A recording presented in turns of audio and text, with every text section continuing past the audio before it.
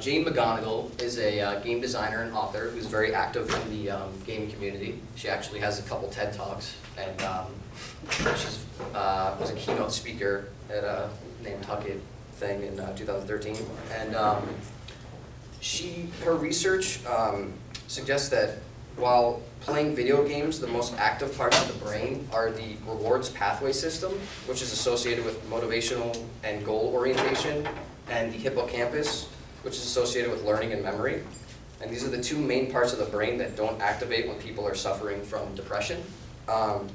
So McGonigal herself suffered a traumatic brain injury just a few years ago, and she, being a game designer, created her own game to kind of help heal herself. It was called Jane the Concussion Slayer. And upon her recovery, she turned this into a program called Super Better, and she's now using it to help others work through depression, anxiety, brain injuries, and chronic illnesses. This is the bad part of gaming, like escapism, playing games to escape reality. And there are two forms of it called self-suppression and self-expansion. Self-suppression is described as running away from unpleasant thoughts, perceptions, and emotions, and self-expansion is actively seeking new skills, stronger relationships, and positive experiences. When it comes to playing games, the difference between the two is like saying, everything sucks, so I'm going to go play games, or life is better when I have time to play games. It can be difficult to tell the difference because the activity is exactly the same, like you're still playing a video game. It's just all about your mentality while you're doing it.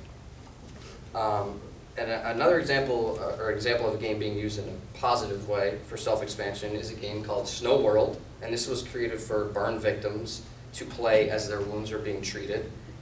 It turned out that Snow World reduced pain by 30 to 50%, and in some cases it worked better than morphine, which is very surprising. So there are many contradictory studies that have been conducted on games, and all these studies are valid.